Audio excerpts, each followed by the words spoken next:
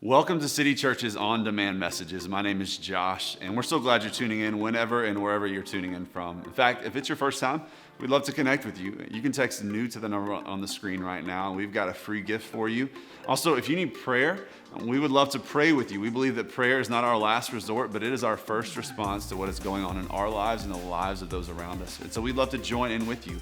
And so you can text next to the number on the screen. Also, if you'd like to invest financially into the mission of City Church to be a Jesus movement that awakens the soul in the city, you can text next as well to the number on the screen. We believe every Sunday morning when we gather in person and online, and we open up God's Word, that He has something special and specific for every one of us. And so as we lean into this week's message that you're about to watch, we pray that God opens up your heart to whatever He has for you, and we hope that you are encouraged by today's message. Again, if we can do anything for you, please let us know. Hey, this morning I want to invite you into three stories. The first story you may or may not have heard of, and that's okay. That's why we're here. We'll all at least hear about it by the end of this. Second story you're probably more familiar with, and the third story I am confident, 100% confident, that you are familiar with this story. So our first story actually starts around a fire with a guy named Peter. Peter was one of Jesus' closest friends, and Peter was actually one that Jesus met. He was a fisherman before Jesus met him, and so Jesus actually came out to him on the boat and said, hey, listen, I want you to drop your nets and come become a fisher of men. So I want you to come and share the good news, share the gospel. I want you to follow me. It's an incredible story. Peter was all heart, half mind. I don't know if anybody's like that. I think I'm pretty close to that. My wife will probably attest to that. We go into things with all of our heart, but don't really think through things all the time. In fact, in the garden where Jesus is betrayed by a man named Judas, Peter stands beside Jesus or maybe in front of Jesus and pulls out, some say a knife, some say a sword, and in an attempt to kill the guard that's trying to capture Jesus, in an attempt to kill him, he just slices off his ear. So he's not incredibly organized or efficient. And so, I mean, this is Peter, this guy that was, just not, he was all heart, half mind. But Peter, the one thing you could say about Peter is Peter was all in. To the point of Jesus is sharing a meal with his disciples, something that we call communion. We'll do it at the end of the service. And Jesus actually tells Peter, you're going to betray me 3 times. And Peter, all in, Peter, all heart, Peter says, no way. There is no way. And so Jesus is betrayed and he's arrested, and Peter follows Jesus as he's being taken away, and they end up and they find themselves around a fire. In John chapter 18, verse 17, it says, the servant girl at the door said to Peter, you also are not one of this man's disciples, are you? And he said, I am not. Now the servant and officers made a charcoal fire because it was cold, and they were standing and warming themselves. Peter also was with them, standing and warming himself. So normally on a Sunday morning when we open up the Bible and we put verses on the screen, we usually circle things that stand out or that we want to dig into and dive into. I'm only going to ask you to remember one thing, and that's simply charcoal fire. Can you say it with me? Charcoal fire. Say it one more time. Charcoal fire. Just remember that. So Peter finds himself around a charcoal fire, trying to warm himself, and he's denied Jesus once. Verse 25, now Simon Peter was standing and warming himself. So they said to him, you also are not one of his disciples, are you? He denied it and said, I am not. One of the servants of the high priest, a relative of the man whose ear had got cut off, now it's personal and incredibly awkward around the campfire, asked, did I not see you in the garden with him? Like, bro, I'm pretty sure you cut off my cousin's ear, And Peter again denied it. In fact, in another instance or in another story, in another book of the Bible where it's the same story, it actually says Peter cussed him out and denied it and heard a rooster crow. In the book of Matthew, we see that in that moment when the rooster crows, Peter looks across and sees Jesus, and Jesus looks him eye to eye. He did what he said he wasn't going to do. He messed up and denied his Savior. Can you imagine being around this fire? Can you put that fire back up, please? Can you imagine standing around this fire and actually failing Jesus? Actually messing up? Can you imagine the thoughts, the feelings, the guilt? And what we know about guilt is Guilt is saying that when we mess up or we fail. Shame is believing that that failure makes us a failure. And so it's not that I failed, it is I am a failure. Can you imagine the shame that would creep up inside of Peter? I don't have to actually ask you to imagine, because we all know what shame feels like, right? When we mess up and we fail, we begin to believe that that's who we are, and it changes our behavior. I mean, science says that the greatest unhealthy single motivator in our lives is actually shame. The thing that controls and owns us more than any other motivator or emotion in our life is shame. So we know what shame feels like. In fact, your shame is wrapped around, even maybe it's attached to the church, where someone said that you were a failure, that you messed up and there was no coming back from it. I just want to say that we're glad that you're here if that's you. And I can't imagine the feelings that this, even being in this building, is doing for you right now or doing to you, and we're sorry, but it's so incredibly glad you're here. But that shame is controlling, right? Which brings us to our second story. In 1993, we were introduced to a cute lion named Simba, and didn't see that coming. Simba is the son of the lion cub of Mufasa, who is the king. In the story of The Lion King, which is my favorite Disney movie. Anybody else favorite Disney movie? Let's go, okay. In the story of The Lion King, Simba makes a decision and disobeys his father, which leads to a massive stampede, which his father then comes in and rescues Simba, and then through a series of events, ends up losing his life. This point in the story is incredibly emotional, and it's emotional for many reasons. Some are just, when we watch the movie, we are locked in. Others of us, it's emotional because it's personal. We've lost a loved one. And what emotions can do and what loss can do, it can trigger and lead us down a path that maybe we don't want to go down. I actually think that the story of Mufasa and Simba and Scar, it tells us a lot more about ourselves than we realize, and it's more than just a Disney movie. In fact, I just want to play one part from that moment, and so it's a heavy moment, that moment in the story, and pay attention to what Simba does.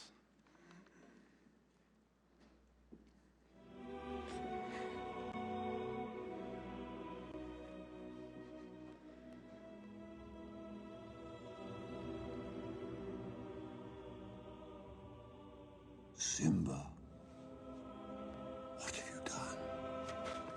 There were wildebeest and you tried to save me. It was an accident. I didn't mean for it to happen. Of course you didn't. No one ever means for these things to happen. But the king is dead. And if it weren't for you, he'd still be alive.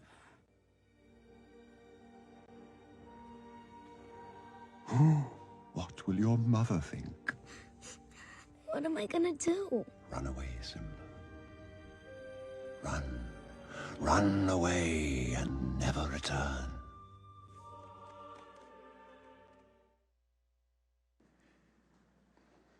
So Simba finds himself at a crossroads.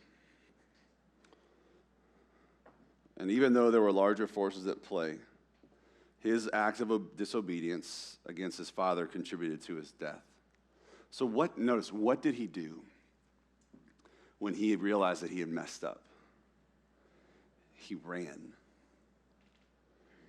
He lived a different life, and although it was not necessarily a bad life all the time, Hakuna Matata, he was miles from where he was supposed to be and who he was supposed to be, and from the world that desperately needed him.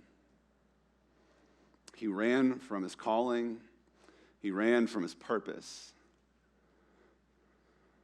because something inside of him said, you've messed up and you've failed, now run.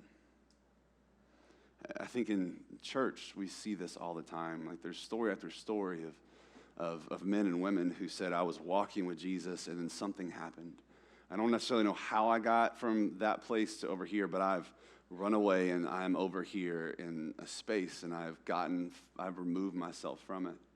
I don't know what that was, but for many of us, that's our story. And the fact that you're here is is pretty amazing and a testament of God's grace, but I mean, that's our story. So maybe the question is, are you running because of what's been done to you? Maybe it's not from church, but maybe it's from your marriage. Are you running because there's shame and you've messed up, but you can't get over it? And it's owning you, and so it's causing you to run away emotionally, run away physically, run away sexually, whatever that is. I don't know, but is there something in your life right now that's causing you to run from the place where you're actually supposed to be and God wants you to be? What does Peter do? Peter denies Jesus at the charcoal fire, and we see in Scripture that, immediately after that, Peter sees Jesus, he hears a rooster crow, and he runs and he cries. And he weeps, and he keeps running. In fact, he runs with some of the disciples, 7 of them to be exact, to a place called the Sea of Tiberias. And in John chapter 21, they find themselves around the sea. In John chapter 21, verse 3, it says, Simon Peter said to them, I'm going fishing, which for some of us sounds amazing, right? If it was a little bit warmer today, I would probably be fishing this afternoon with my kids and my wife. But, some of us, that sounds like great, man, that sounds awesome. But historians and scholars say that this statement wasn't a statement of, I'm just going to go pursue a hobby. This was a career move. So where was Peter before Jesus called him? He was a fisherman. And where does he find himself going? He's running back to what was comfortable.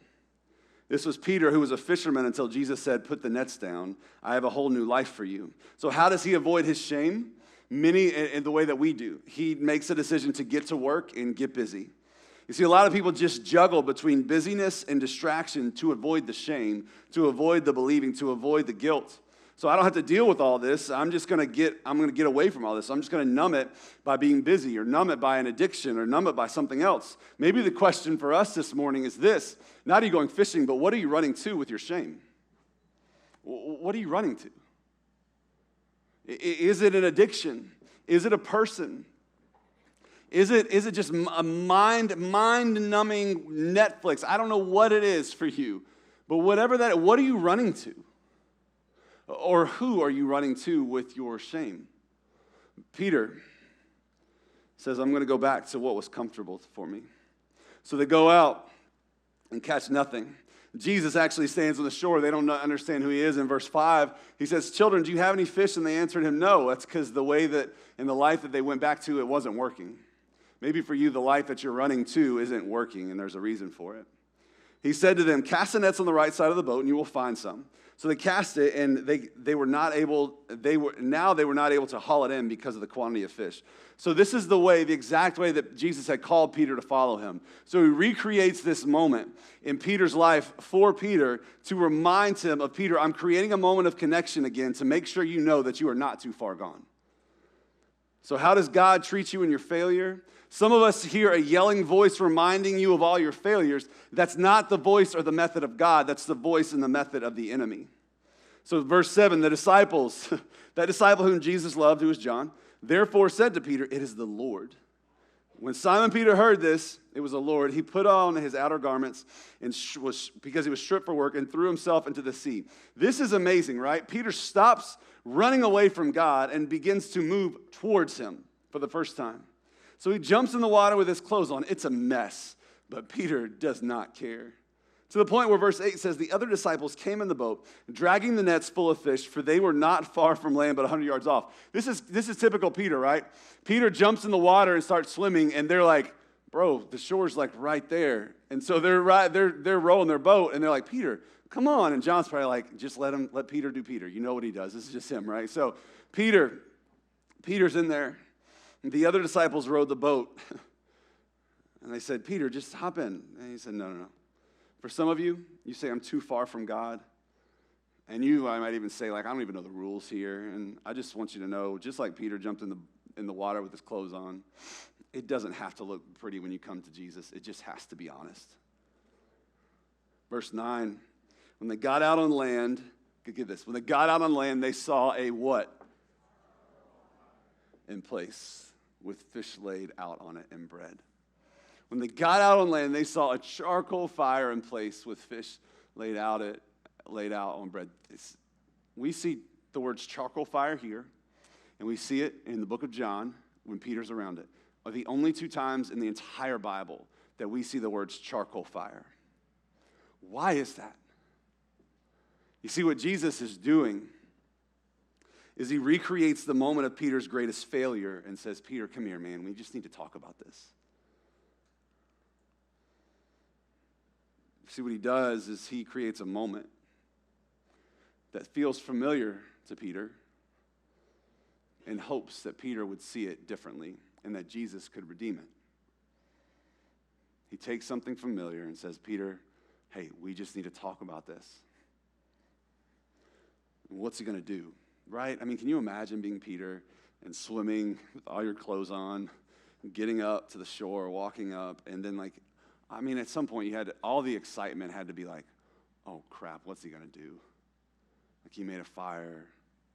Is he going to yell at me? Is he going to go on to me? Is he going to rub it in my face? I mean, if I were Jesus, and I'm not, praise the Lord, I'd be, when Peter got on the shore, like, my snarkiness would be like, feel familiar? You know, like, I don't know. Verse 12 says this. What does Jesus do? He said to them, come and have breakfast. He said, Peter, I want to circle back around to this moment that you've been walking in and living in. And I don't want to berate you. I just made breakfast for you. Can we have a meal together? I mean, that's how good Jesus is. So Peter's like, I don't know, I'm reading into this, so I don't know if Peter's like just eating the fish and being like, all right, but what are you going to say? What are you going to say, Jesus? Verse 15. When they had finished breakfast, Jesus said to Simon Peter, Simon, son of John. So that's like calling somebody by their full name. And so it's like, when your mom calls you by your full name, you're like, oh. Simon, son of John, do you love me more than these? These, scholars think that it's one of 2 things. It's either him asking, do you love me more than the disciples? So the people you've been with. Or they think that he's talking about the actual fish that they've been eating. Meaning, do you love me more than these fish? I called you away from being a fisherman to be a fisher of men. Are you going to settle for a safe income and a safe life, Peter? Whatever it is, Peter, said to him, yes, Lord, you know that I love you. He said to him, feed my lambs. Verse 16, he said to him a second time, Simon, son of John, do you love me? And he said to him, yes, Lord, you know that I love you. He said to him, then tend to my sheep. Verse 17, he said the third time, Simon, son of John, do you love me? Peter was grieved. That word grieved means like a gut-wrenching, like embarrassment. Because he said to him the third time, do you love me? And he said to him, Lord, you know everything. You know that I love you. And Jesus said, then feed my sheep. Why does Jesus ask Simon Peter 3 times? Why does he ask him? Is he being mean? Is he being rude? No. Because if he wanted to shame Peter, he would have said, do you love me? And Peter said, yes, you know that I love you. And Jesus would have said something like, well, it didn't seem like that a couple nights ago. He would have brought up his past. If he wanted to shame Peter, he would have brought up his failures. But he doesn't point to his past. He points to his future. He doesn't point to what was. He points to what could be. He says, Peter, feed my sheep. Verse 18, he actually tells Peter, hey, this is how you're going to die. This is how you're going to be crucified or killed for me. Verse 19, then he says, after saying this, he said to him, follow me.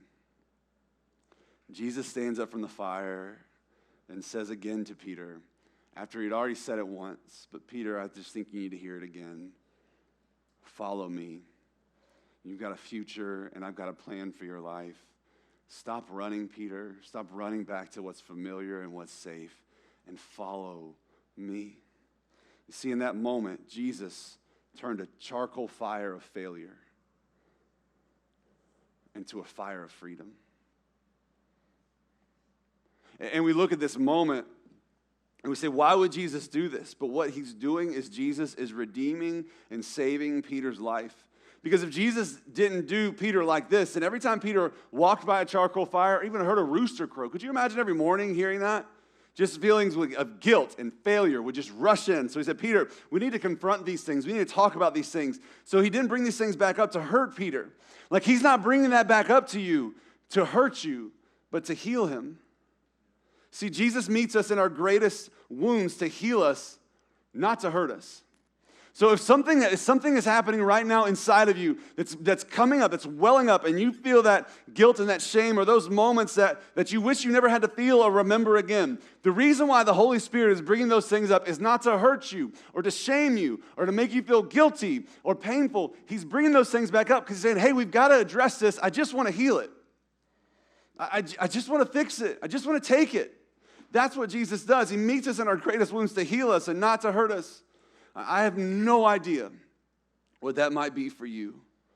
The thing that you're holding on to, maybe it's a secret sin, or it's the guilt and shame of financial debt. Maybe it's your sexual past or even your present. Maybe it's your addiction. Maybe it's a thing that you did years ago, or maybe it's something that was done to you. But whatever it is, you just need to know that you are not too far gone from the love of Jesus. Which brings us to our third story. Yours and mine. You see, this story isn't over.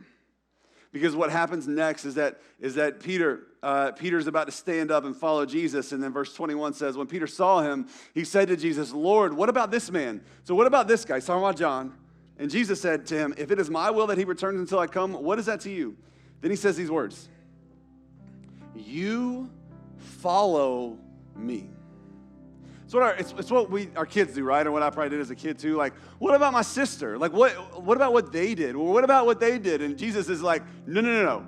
This isn't about them right now. This is about you. And can I encourage us in the same way? If you're sitting there worried about what is my spouse going to think about me following Jesus, what is my boyfriend or what is my friend or the person that's sitting beside me or the person that's in this room right now that I haven't talked to in a few years because I'm just embarrassed and I'm ashamed to even come up to them because I've hurt them or they've seen something that I did and I think I can ever come back from this. What about my people at work? And Jesus says, no. We're not talking about them right now. I'm talking to you. I'm talking to the shame and the guilt that you're carrying. You follow me. But Jesus, Josh, church, people, like, you don't know what I've done. How can Jesus dismiss the things that I've done? Here's the thing. Jesus didn't dismiss Peter's sin. He paid for it. He says, Peter, I know what you were a part of, and I buried it. I died for it. It is done and gone. And whether you know you are wrestling with this or not, if you've got shame or guilt in your life, here's the question that all of us are facing, is how do we move from the fire of failure to the fire of freedom? How do we get from a place of saying, you don't know what I've done or you don't know who I am, to Jesus saying, I know who you are and I love you? How do we get there? I forgive you. How do we get there? That's the biggest question, right? How do we get from this to this? There's only one answer, and it is what Easter is all about. Hebrews chapter 12, verse 2 says this, looking to Jesus, the founder and perfecter of our faith, who for the joy that was set before him endured the cross, despising the shame, and is seated at the right hand of the throne of God. So Jesus endured the cross and despised the shame, which tells us this, that shame was directly an experience of the cross. In fact, history tells us that the cross and crucifixion was one of the most shameful experiences known to man, which is why the Romans did it, was to heap heavy shame. You see, shame was central to the experience of the crucifixion. And so on the cross, Hebrews 12 tells us that Jesus experienced shame. From the whipping along the road to the place of crucifixion, to the stripping of every article of clothing, to the hours and days of exposure to the elements, to the mocking and the spitting on of every passerby that would walk by him. Jesus experienced shame. He experienced the shame of rejection. So if you are walking in the guilt and shame of being rejected by someone, Jesus experienced it. he experienced the shame of degradation. And so if you have been taken advantage of or you have been hurt, Jesus experienced it. He even experienced the shame that you feel right now, because he himself took it on his shoulders on a cross and experienced the rejection from God that we deserved. He experienced the shame, which tells us that he understands it, which is the whole reason why he can sit at a fire with us and say, I know what you're experiencing and what you're feeling. See, the difference between me, Jesus, and me, a human, and you. So the only difference is this: I experienced it and I endured it. Which means I carried all of it and took it to a cross. And on that day, on that Good Friday, shame said we won. And on Sunday, when the tomb rolled away and he wasn't there, Jesus said, you shame, you had no chance. All so that he could sit by a fire of freedom with you and say, I know what shame feels like. I bore it on the cross and I died for you. And I gave my life for you and I resurrected for you and I love you and I forgive you and you don't have to feel shame anymore. Now let's go change the world. This is the message of Easter, that you don't have to run any longer with the shame you've been holding on to. You don't have to run from Jesus. You don't have to run from that person anymore. Jesus is saying, come sit around the fire. I'm not going to beat you up. I'm not going to lay it on heart. I'm not going to do any of that. I want to invite you into a meal and look at you and say, hey, I know that you messed up. I know that you screwed up. That's okay. But do you love me? Because if you love me, then let's get to work. If you love me, let's get going. If you love me, then let's keep going. Like, that's the question that Jesus asked. Now, does it mean that our life has to change? Absolutely. But the love of Jesus changes us. Because get this, what guilt says is I failed, or I messed up. What shame says is I am a mess up. What guilt says is I failed. Shame says I am a failure. But in Jesus, what guilt says is I messed up. Because you will mess up. Because I mess up. We all mess up. But in Jesus, we say I'm messed up. I'm a child of God. And that's different. And because of the cross and the resurrection, we say, I'm messed up, but I'm a child of God. And while shame could own me, it will not own Jesus. And so because I am in Jesus, then I am free from the shame that I've been carrying for years. And the question is for you this morning, this Easter morning, is will you accept the invitation? Because he's by the fire of freedom. Saying, don't stand over in that fire of shame. Come over. Have a meal with me. Don't miss Jesus, because he could change everything.